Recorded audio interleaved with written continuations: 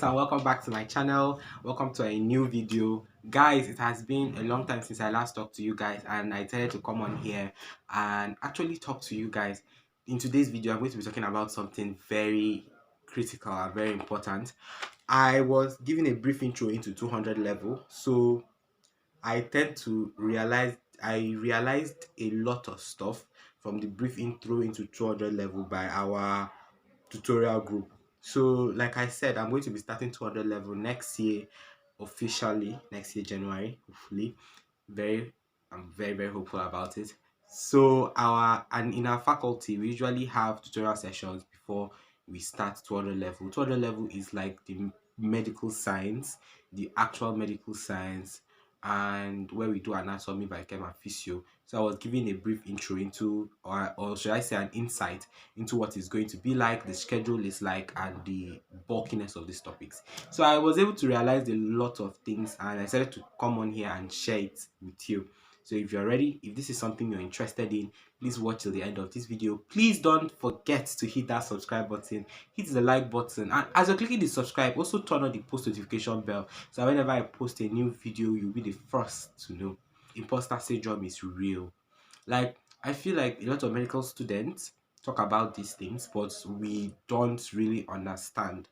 Okay, imposter syndrome is a syndrome where you feel like you're a fraud. You feel okay, you feel not enough, you feel you got there by accident, you feel you're not worth it. How is it possible for you to know this much information? When are they going to realize that you are fake? And it really hits me out hard, this whole tutorial session. It happened to me, it came like episodes, and sometimes I'll be like, are you sure I'm doing the right thing? Are you sure I'm on the right course? Are you sure I have the ability to possess this much information? Are you sure I'm smart enough? Are you sure? Like, a lot of questions. You doubt yourself a lot of times. But I know there are sometimes, those times I just like step back and I tend to remind myself of how much I have gone through in order to be where I am. So yes, like other people, I think I deserve to be here. I've put in the work, I've put in the energy, and yeah, I think I deserve to be here.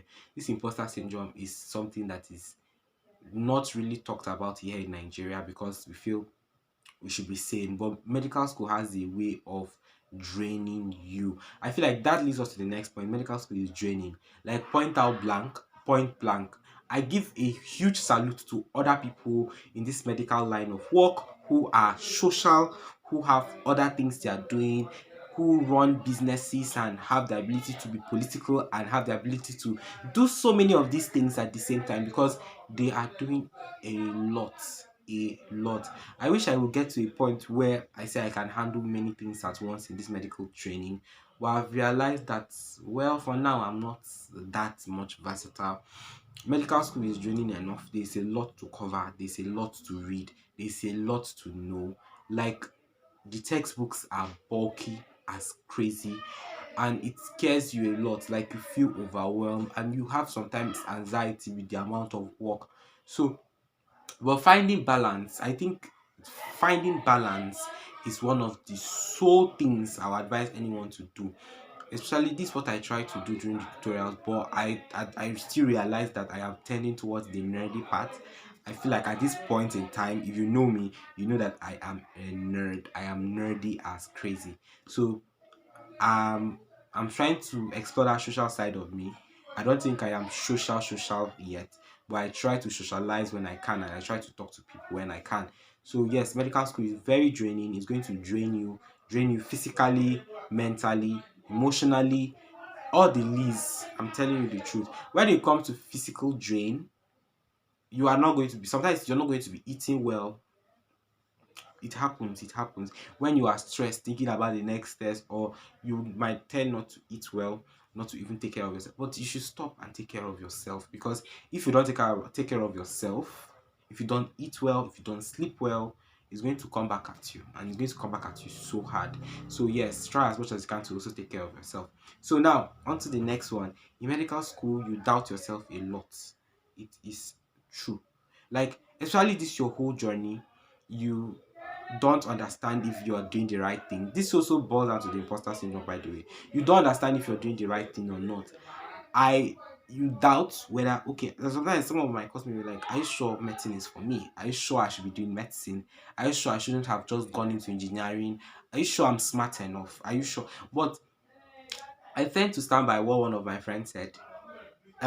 In medicine you will never know. I came online and I watched Elizabeth. There's a medical student, Elizabeth, that I just watched, and she said you would never know. I think she's finishing medical school, and she doesn't even know. You will never know if medical school is for you, because the medical training is different.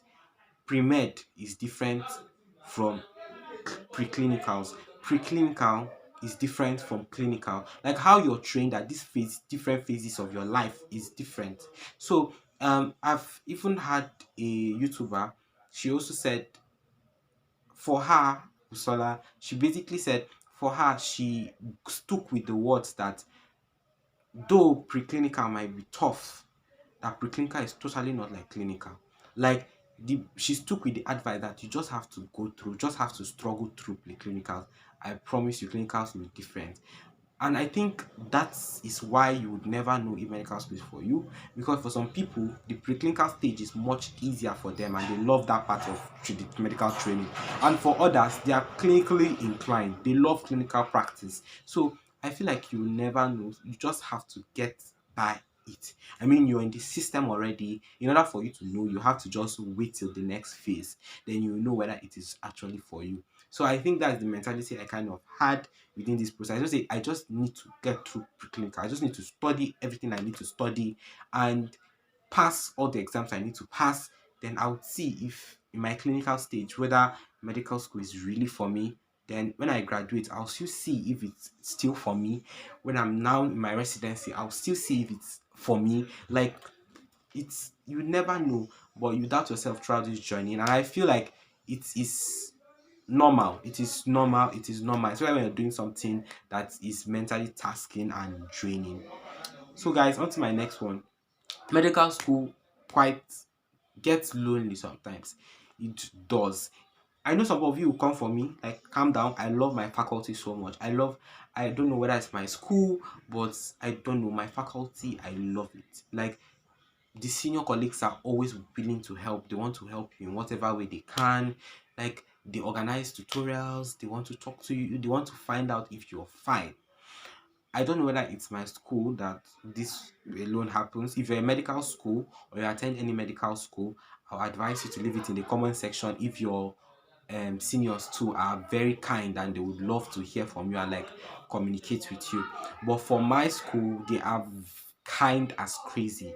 I mean, they take care, they want to reach out, they reach out sometimes, and whenever you talk to them, they are willing to help. They really want to see that you're able to go through this phase, this mentally draining phase. So I feel like I love my faculty so much, but the how it get lonely is from people outside your college, outside the fact. When I say college, college of health, I mean medicine, I mean nursing, I mean pharmacy. Outside this, they would not really understand. That is outside these health related courses, they will not really understand. And then, like, some I've heard some remarks like, is it only all you people know how to do is read and read, or you people like, there's this common phrase that we like to be proud, we are always reading. What are we trying to show, that we are more serious than others? But that is not it. That is not it. Like, it's very hard that you find somebody outside this course that understands you. If you find someone like that, I'll advise you to stick with that person, because those people are rare to find, people that are willing to support you. And in medicine, you need a family, because one person cannot raise a doctor, like a whole nation, a whole one person cannot raise it. Like, you need family, you need support system, because it is mentally stressing, it is physically stressing. You need to talk to somebody sometimes, you need to complain to somebody sometimes, you need to cry to somebody sometimes. So I realize that you get lonely when you're talking to people that are outside this field, because they would try to, okay, they will sometimes, if you're if you are lucky enough to be around good people, like I am lucky enough to be around good people, they will encourage you, they would tell you it's okay, you're going to be fine, and they'll tend to encourage you, which is good. While there are some that won't just understand. They would make you look at, are you the first one that is doing it? Other people are doing it, and why are you complaining? Like, they would not really understand. That's why I say it gets lonely, in the sense that you can't really communicate with people. Some of your friends are going to cut you off because you are not reaching out to them anymore. But I'm telling you, even now, I don't my WhatsApp DM is a mess. I can't reply to all my messages anymore at this point in time. I not that I don't, at most I don't really have time. I just try to see what I have to see and just move on. This We medical students or in the medical faculty, we don't have time. So if you have a friend in medical faculty, I would advise you to constantly support them, send them messages. They might not have time to read it, but when they do, they will really appreciate it. Make a phone call, ask them how they are doing, ask how their mental state is, because it gets draining, it gets really lonely. It's like you're walking on this path that only you can really, really feel the pains. Like, you never know until you walk in that person's shoes. Like they say, you're walking in a shoe where no one would really understand. The only people that really understand is people who have been through it before. So that's why I say you need a family. You talk to people, you talk to your senior colleagues, they would really understand, and I feel like they'll be willing to help you. So that's why I say I love my faculty, by the way. Like, they are so amazing, but people outside, it is very difficult explaining to them what you're really going through. But speaking up about it would really go a long way. So, guys, for the next thing I want to talk about is the intimidation. Real in medical school. You are among one of the smartest people. As a doctor will call it, you are a local champion. You are among local champions who were best in their school, who represented their school in so many things, who are smart, who are, so you are bound to get, should I use the word intimidated sometimes? But to be honest, in all of this, I'm going to tell what one of my senior colleagues told me. He said, as long as you go onto that result board and you check your result and you see you are doing well, you are improving in all aspects, you should never allow yourself to be belittled. Don't. You are amazing. You are working hard. You are improving. So no one should make you feel down. So what I'm just trying to say in essence is, as long as you're improving, whenever you come to class and you feel intimidated, like, shift your mindset from that. From why? Is because sometimes you come and they're discussing some certain things that you haven't heard before. That is fine. Just take note of it. What I do is I take note of it and I ask, okay, what page, what textbook, what, I try to find out the textbook, the page number, then I go back and I read it up. It's as simple as that. At the end of the day, you're just trying to improve yourself before the main exam comes. So I feel like as long as you see that you're doing well in school, you're improving, you should not be intimidated. Instead, you should aspire to be great, aspire to work hard, aspire to be knowledgeable. You're developing yourself. So yes, you're bound to get intimidated, especially to be among smart, intellectual people. So I feel that is one other point. Then I feel like I've said a lot of negative things and I feel I should compensate with a bit of positivity. One thing I've realized is that you are going to be responsible for somebody's life. It is so sacred. You have one opportunity that is amazing. A lot of people say some of them are forced into this practice, but they are forced to study this course. But at the end of the day, it is amazing to study what God created. Somebody was like, can you imagine how fast action potential happen? Like, how fast your body undergoes some certain changes. And God is so wonderful, and you're studying his creature. That is a priceless opportunity, and you're learning something that some people would never have the opportunity to learn, or would never have the opportunity of hearing. You are the hope of somebody, and I feel like, although it comes with a lot of responsibilities, I feel like it is priceless and it is a golden opportunity. So rise up, King. Work hard and grind like never before. You're going to do amazingly well. So guys, one other thing I've learned, which is like the final, is that medical school is a community. Medicine is a community. Medicine is a course. You can't learn medicine alone. You can't. No one is an island. Most people that even successfully did that, they did that by their teeth, because it is intense. You can't finish all the textbooks alone. You can't read all the textbooks alone. You need people.